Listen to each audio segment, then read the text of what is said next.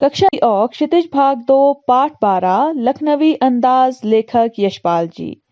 Hello बच्चों, मैं शिक्षा सक्सेस सीरीज एजुकेशन से आज के चैप्टर लखनवी अंदाज में लेखक ने यह सिद्ध करने का प्रयास किया है कि अगर आपके पास कोई विचार नहीं है या फिर आपके पास कोई ऐसी घटना नहीं है जिस पर आप कहानी लिख पाएं या फिर आपके पास पात्रों की कमी है, कोई भी लेखक किसी भी कहानी को नहीं लिख सकता है।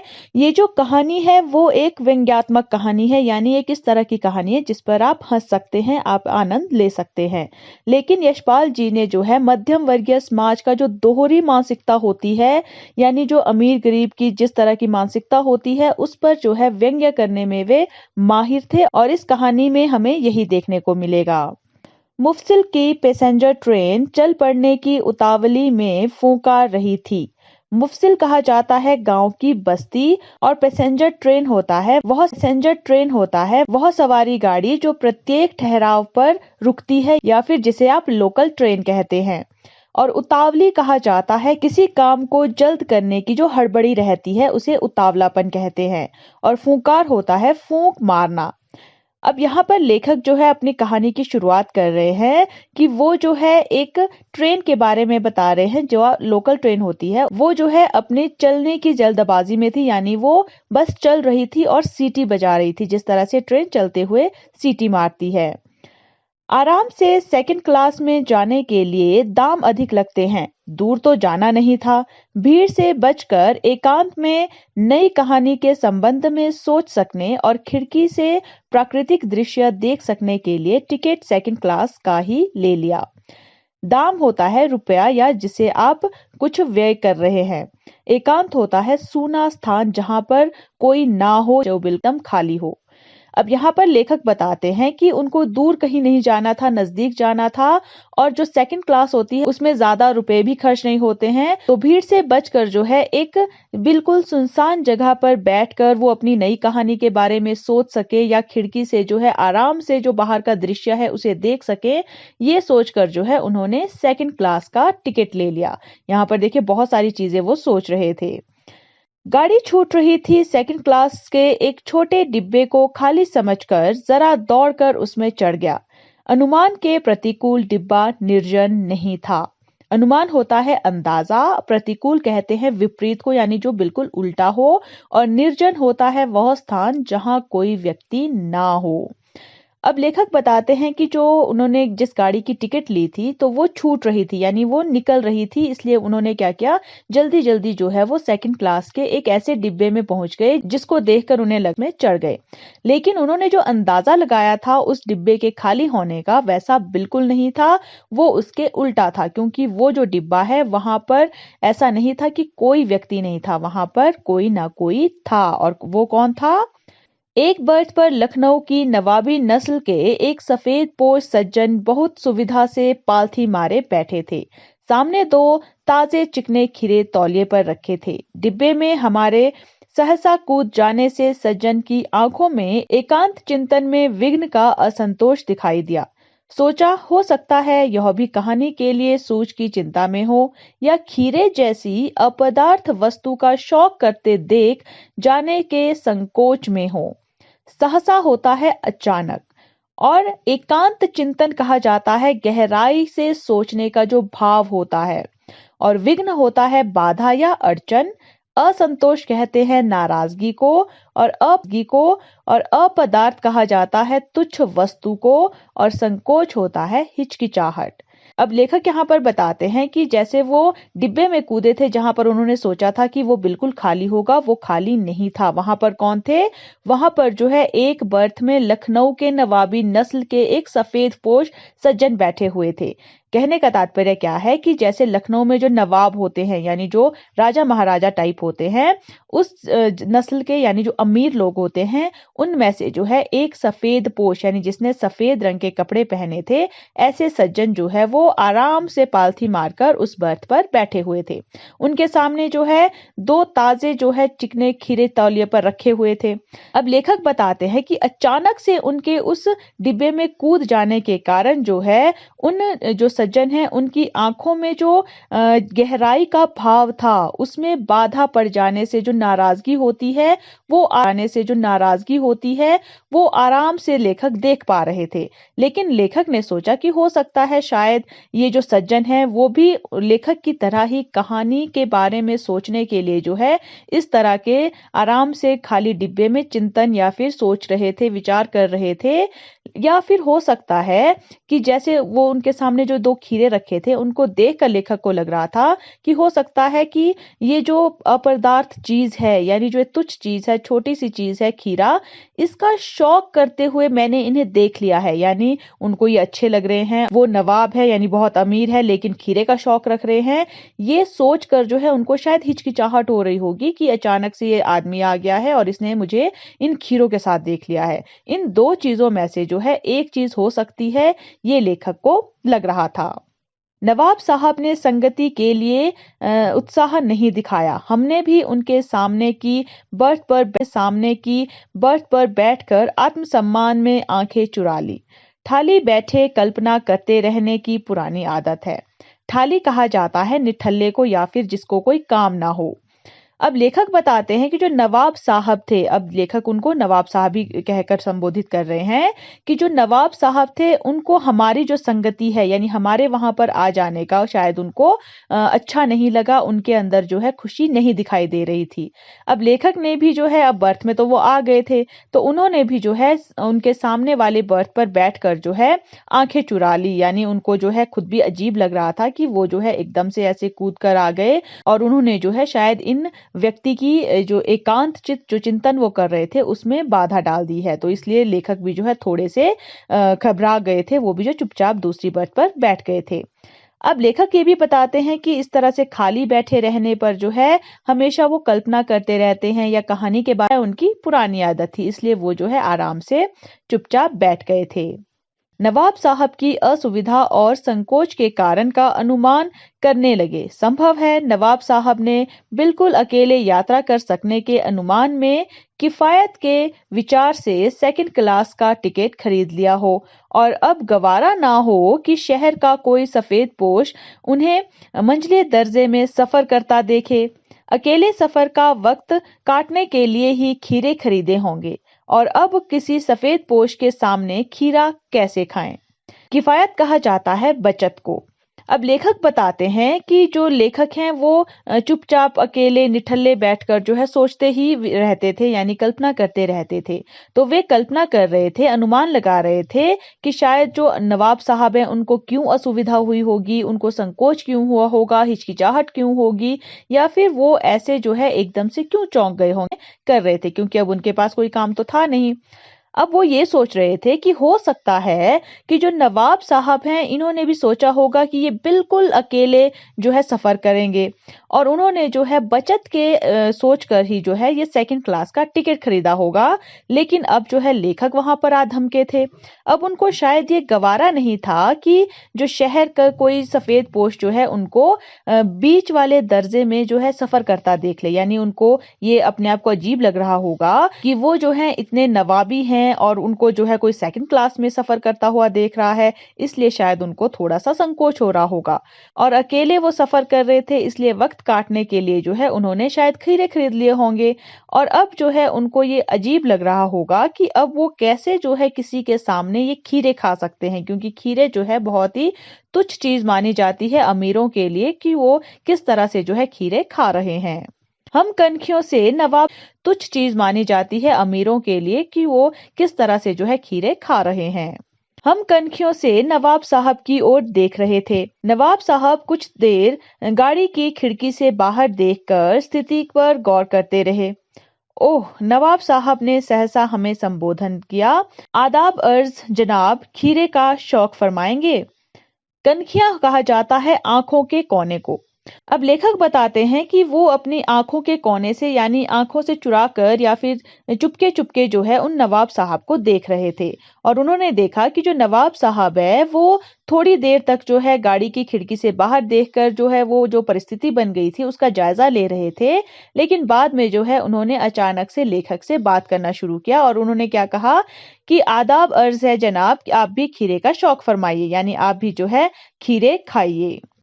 नवाब साहब का सहसा भाव परिवर्तन अच्छा नहीं लगा। मामूली लोगों की हरकत में लथेड़ लेना चाहते हैं। जवाब दिया, शुक्रिया किबला शौक फरमाएं। भाप होता है जान लेना और गुमान कहा जाता है अहंकार को। किबला कहा जाता है बाप दादा एवं जो अन्य प्रतिष्ठित लोग होते हैं या सम्मानित व्यक्ति होते हैं उनके लिए जो है ये शब्द यूज किया जाता है। अब लेखक बताते हैं कि जैसे ही नवाब साहब ने उनसे बात करना अचानक से शुरू किया तो लेखक थोड़े से घबरा गए। उनको जो है नवाब साहब का इस तरह से जो उनका परिवर्तन हुआ था उनके भाव में वो लेखक को कुछ अच्छा नहीं लग रहा था। उन्होंने ये जान लिया था कि जो वो नवाब साहब है वो अपनी शराफत का अहंकार बनाए रखने के लिए जो है लेखक को इस बारे में पूछ रहे हैं और उन्होंने जवाब दिया कि शुक्रिया किबला शौक फरमाइए यानी आप ही जो है ये शौक फरमाइए, हमें पसंद नहीं है या हम नहीं लेना चाहते हैं। नवाब साहब ने फिर एक पल खिड़की से बाहर देखकर गौर किया और दृढ़ निश्चय से खीरों के नीचे रखा तौलिया झाड़कर सामने बिछा लिया। सीट के नीचे से लोटा उठाकर दोनों खीरों को खिड़की से बाहर धोया और तौलिए से पोंछ लिया। जेब से चाकू निकाला, दोनों खीरों के सिर काटे और उन्हें गोद कर झाग निकाला। फिर खीरों को बहुत एहतियात से छीलकर फाकों के करीने से तौलिए पर सजाते गए। एहतियात कहा जाता है सावधानी को और फाके कहा जाता है फल इत्यादि को लंबाई में काटा हुआ खंड या टुकड़ा। और करीने से कहा जाता है किसी भी काम को तरीके से जब किया जाता है। तो लेखक बताते हैं कि जब उन्होंने मना कर दिया तो नवाब साहब जो है फिर से कुछ देर के लिए खिड़की से बाहर देखते गए और फिर जो है उन्होंने दृढ़ निश्चय के साथ पहले खीरों को नीचे जो तौलिया उन्होंने बिछा रखा था उसको झाड़ कर जो है अपनों खीरों को जो है खिड़की से बाहर धोया और फिर जो है तौलिए से अच्छे से साफ कर लिया। उसके बाद जिस तरह से खीरों को काटा जाता है यानी पहले ऊपरी भाग को काटा जाता है फिर उसमें थोड़ा थोड़ा जो है चाकू से प्रहार करके जो है उसमें से झाग निकाला जाता है, उसी तरह से उन्होंने भी खीरों को काटा। उसके बाद उन्होंने खीरों को छीला और फिर जो है लंबाई में जिस तरह से खीरों को काटा जाता है उस तरह से बड़े ही तरीके से या अच्छी तरह से जो है काटते हुए वे तौलिए पर खीरों को सजाते गए। लखनऊ स्टेशन पर खीरा बेचने वाले खीरे के इस्तेमाल का तरीका जानते हैं। ग्राहक के लिए जीरा मिला नमक और पिसी हुई लाल मिर्च की पुड़िया भी हाजिर कर देते हैं। पुड़िया कहा जाता है किसी कागज आदि में किसी वस्तु को विशेष प्रकार से लपेट देने को और हाजिर कहा जाता है जो सामने हो।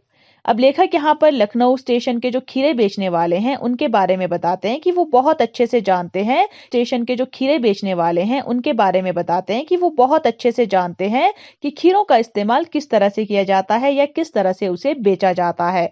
वे जो है अपने ग्राहकों के लिए एक पुड़िया तैयार करते हैं जिसमें उन्होंने जीरा मिला हुआ नमक और पिसी हुई लाल मिर्च रखी होती है और जब वो उन्हें खीरा देते हैं तो साथ में इस पुड़िया को भी सामने कर देते हैं ताकि जो ग्राहक हैं वो लाल मिर्च और उस जीरा मिले हुए नमक को अपने खीरे पर लगाकर खीरे का आनंद ले सकें।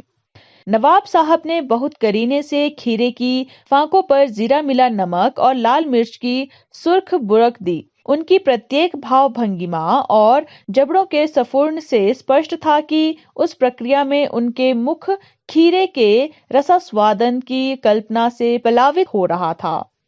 सुर्खी कहा जाता है लाली को और बुर्क होता है बिखेरना। सफुर्ण कहा जाता है सफूर्ती को और रसास्वादन कहा जाता है किसी रस का स्वाद लेने भरा हुआ।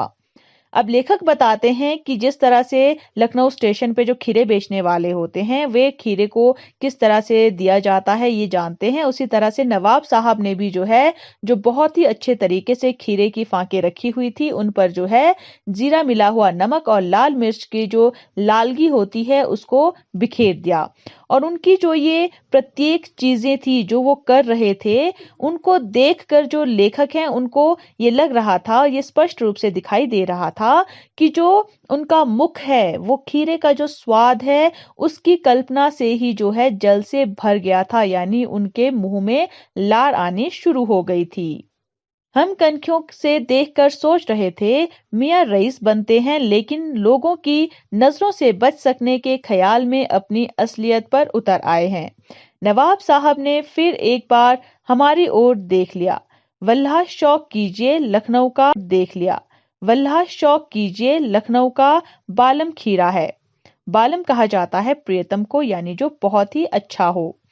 अब लेखक बताते हैं कि वो जो है अभी भी तिरछी नजरों से या आंखों के कोनों से जो है नवाब साहब को देखे जा रहे थे और ये सोच रहे थे कि ये जो है अपने आप को रईस बनते हैं यानी अमीर बनते हैं, लेकिन लोगों की नजरों से तो वो बच रहे हैं। ये सारी चीजें यानी खीरों का जो शौक है जो उन्हें अच्छा लग रहा है, लेकिन जो उनका मुख पानी से भर गया है खीरे के लालच में, उसको देखकर जो है वो अपनी असलियत बता रहे हैं। और नवाब साहब ने फिर से जो है एक बार लेखक की ओर देख लिया था और फिर से जो है उन्होंने उनसे कहा कि आप जो है इस खीरे को खाकर देखिए, ये जो बहुत ही अच्छा खीरा है, ये लखनऊ का बहुत ही प्रसिद्ध, आप कह सकते हैं प्रसिद्ध खीरा है।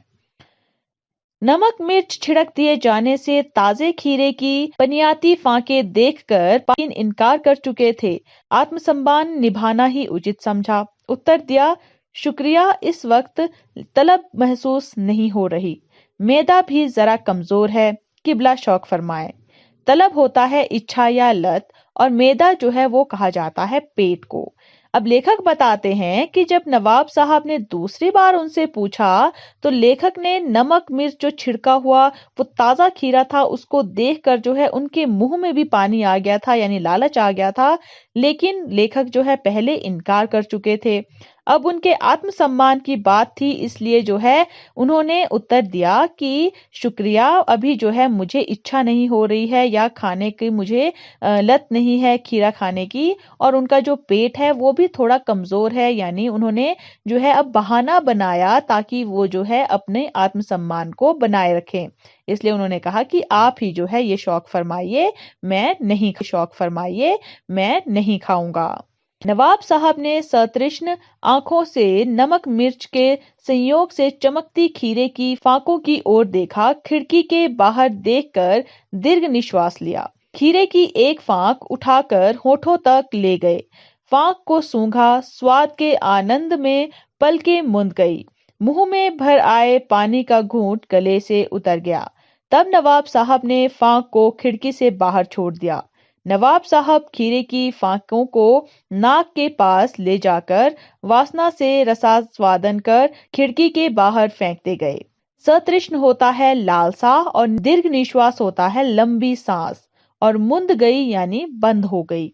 अब लेखक बताते हैं कि जब उन्होंने दूसरी बार भी मना कर दिया तो फिर जो नवाब साहब हैं वो बहुत ही लालसा से या ललचाई हुई आंखों से जो है वो नमक मिर्च के संयोग से जो खीरे चमक रहे थे उनकी ओर उन्होंने देखा, और फिर जो है खिड़की की ओर देखा बाहर को, और लंबी सांस जो है उन्होंने ली। अब खीरे की उन्होंने एक फांक को उठाया, यानी जो एक लंबा टुकड़ा जो उन्होंने काटा था उसको उन्होंने उठाया और अपने होठों तक ले गए खाने के लिए। लेकिन उन्होंने क्या किया, पहले जो है उस लंबे टुकड़े को सूंघा और फिर जो है उन्होंने स्वाद का जो उनका आनंद होता है उससे जो है उनकी पलकें मुंद गई, और जो उनको लालच के कारण उनकी मुंह में जो पानी आ गया था उसका घूंट उन्होंने अपने गले से नीचे उतारा, और उसके बाद उन्होंने उस टुकड़े को जो है खिड़की से बाहर छोड़ दिया। नवाब साहब ने जो है खीरे के जितने भी टुकड़े काटे थे सभी को जो है इसी तरह से पहले नाक तक ले गए, उसको सूंघा, और फिर जो है उसका जो स्वाद होता है उसकी कल्पना करके जो है उन्होंने खिड़की से बाहर उन सबको फेंकते गए। नवाब साहब ने खीरे की सब फांकों को खिड़की के बाहर फेंककर तौलिए की ओर देख लिया, मानो कह रहे हो यह है खानदानी रईसों का तरीका। नवाब साहब खीरे की तैयारी और इस्तेमाल से थक कर लेट गए। हमें तस्लीम में सिर खमकर लेना पड़ा। यह है खानदानी तहजीब, नफासत और नजाकत। तस्लीम होता है स्वीकार करना और तहजीब कहा जाता है शिष्टाचार को। नफासत होता है स्वच्छता और नजाकत कहा जाता है स्वभावगत कोमलता को। अब लेखक बताते हैं कि जो नवाब साहब हैं उन्होंने खीरे की जितनी भी स्लाइस काटी थी, जो लंबे टुकड़े काटे थे, उनको जो है उन्होंने खिड़की से बाहर फेंक दिया था। उसके बाद जो है उन्होंने तौलिए से अपने हाथ पोंछे, अपने होंठ पोंछे और फिर जो है बहुत ही गर्व से जो है लेखक की ओर देखा। अब लेखक जो है अंदाजा लगा रहे थे कि ये सब करते हुए शायद वे ये कहने की कोशिश कर रहे थे कि ये है हमारा खानदानी जो रईस होते हैं उनका तरीका, और नवाब साहब रईस होते हैं उनका तरीका। और नवाब साहब जो है जिन्होंने खीरे की जो ये तैयारियां की थी, जो इस्तेमाल किया था, उससे जो है वो थक कर जो है लेट गए थे। और लेखक जो है केवल जैसे गर्दन हिलाकर जो है स्वीकार किया जाता है, हामी भरी जाती है, वो जो है केवल यही कर पाए। और वो जो है ये समझ गए कि ये जो है खानदानी शिष्टाचार है, ये स्वच्छता जो उन्होंने दिखाई है और ये जो स्वभावगत जो कोमलता है, ये सारी चीजें जो है वो नवाबी शौक हैं। हम गौर कर रहे थे खीरा इस्तेमाल करने के इस तरीके को खीरे की सुगंध और स्वाद की कल्पना से संतुष्ट होने का सूक्ष्म, नफीस या एब्स्ट्रैक्ट तरीका जरूर कहा जा सकता है, परंतु क्या ऐसे तरीके से उदर की तृप्ति भी हो सकती है? नवाब साहब की ओर से भरे पेट के ऊंचे डकार का शब्द सुनाई दिया और नवाब साहब ने हमारी ओर देखकर कह दिया, खीरा लजीज होता है, लेकिन हमारी ओर देखकर कह दिया, खीरा लजीज होता है लेकिन होता है सकील, नामुराद मैदे पर बोझ डाल देता है। नफीस कहा जाता है श्रेष्ठ को, यानी जो बहुत ज्यादा अच्छा हो, और एब्स्ट्रैक्ट कहा जाता है विचार में विद्यमान जो हो, और सकील होता है जल्दी ना पकने वाला, और नामुराद कहा जाता है बदनसीब को। अब लेखक जो है यहाँ पर गौर कर रहे थे कि किस तरह से जो है नवाब साहब ने खीरे का इस्तेमाल किया, किस तरह से जो है खीरे की वो सुगंध ली, स्वाद की कल्पना की और उससे वे संतुष्ट हो गए। इस तरह का जो सूक्ष्म तरीका है, उस जो श्रेष्ठ तरीका है, जो केवल हमारे विचारों में विद्यमान है, इससे जो है बहुत अच्छा कहा जा सकता है। लेकिन क्या जो है इस तरीके से आपकी जो पेट की जो भूख है उसको तृप्त किया जा सकता है? ये जो है लेखक के अंदर जो है प्रश्न उठ रहा था। अब जैसे पेट भर जाता है तो उस पर जो है नवाब साहब ने लेखक की ओर देखकर कहा कि जो खीरा है वो होता तो लजीज है, यानी बहुत अच्छा होता है खाने में, लेकिन वो जो है जल्दी पचने वाला नहीं होता है, और वो बदनसीब ऐसा होता है कि वो हमारे पेट पर बोझ डाल देता है। इसलिए शायद जो नवाब साहब हैं वो खीरा खाना चाहते थे, उनको अच्छा लगता है, लेकिन फिर भी जो है वो नहीं खा पा रहे थे, इसलिए उन्होंने खीरे का इस्तेमाल इस तरह से किया। ज्ञान चक्षु खुल गए, पहचाना ये है नई कहानी के लेखक। खीरे की सुगंध और स्वाद की कल्पना से पेट भर जाने का डकार आ सकता है, तो बिना विचार, घटना और पात्रों के लेखक की इच्छा मात्र से नई कहानी क्यों नहीं बन सकती? अब लेखक कहते हैं कि अब ये सारी चीजें देखकर या महसूस करके या सुनकर जो है उनके ज्ञान चक्षु खुल गए, यानी जो ज्ञान के जो नेत्र होते हैं, जो एक सीख होती है, वो उनको मिल गई थी और उन्होंने ये पहचान लिया था कि ये जो नवाब साहब हैं ये जो है नई कहानी के लेखक हो सकते हैं। अब यहाँ पर उन्होंने ऐसा क्यों कहा? क्योंकि अगर केवल खीरे को सूंघ कर और उसके स्वाद की कल्पना करके ही आपका पेट भर सकता है, डकार आ सकती है, तो फिर बिना किसी विचार के या बिना किसी घटना के या बिना किसी पात्रों के भी लेखक की इच्छा मात्र से, यानी केवल लेखक ये सोच ले कि मैं नई कहानी लिखना चाहता हूं, तो नई कहानी क्यों नहीं बन सकती है? तो लखनवी अंदाज कहानी में लेखक यशपाल जी ने व्यंग्यात्मक दृष्टि से जो नई कहानियां लिखते हैं उन पर व्यंग्य किया है। इस कहानी में एक नवाब साहब को जो है उनके खीरे काट देने की जो तरीका है और खिड़की से फेंकने को आधार बनाकर जो है लेखक अपने विचार व्यक्त करके जो है ये दिखाना चाहते हैं कि जिस तरह से नवाब साहब खीरे को सूंघ कर संतुष्ट होने का दिखावा कर रहे हैं, ये उनका क्या है, ढोंगपन है, ये अवास्तविक है, यानी ये वास्तविक नहीं हो सकता है। आप केवल खीरे को सूंघ कर या फिर उसकी जो स्वाद है उसकी कल्पना करके जो है अपना पेट नहीं भर सकते हैं। ये सारी चीजें बताकर जो लेखक हैं वो ऐसे वर्ग पर व्यंग्य कर रहे हैं, ऐसे वर्ग पर जो है निशाना साध रहे हैं जो बिना किसी उद्देश्य के, बिना किसी पात्रों के या घटना के जो है अपनी केवल इच्छा मात्र से जो है अब कहानियां लिख रहे हैं। यानी लेखक यहाँ पर ये बताना चाहते हैं कि बिना किसी विचार के, बिना किसी घटना के या पात्र के कोई भी लेखक किसी भी कहानी को नहीं लिख सकता है, क्योंकि उद्देश्य और घटना के साथ साथ विचार का होना भी बहुत ज्यादा जरूरी है, तभी जो है कहानी पूर्ण हो सकती है। आई होप कि आप कहानी और इससे मिलने वाली सीख को समझ पाए हैं। और इसी तरह के चैप्टर एक्सप्लेनेशंस के लिए आप हमारे चैनल सक्सेस सीरीज एजुकेशन को फेसबुक, यूट्यूब, इंस्टाग्राम और ट्विटर पर भी फॉलो कर सकते हैं।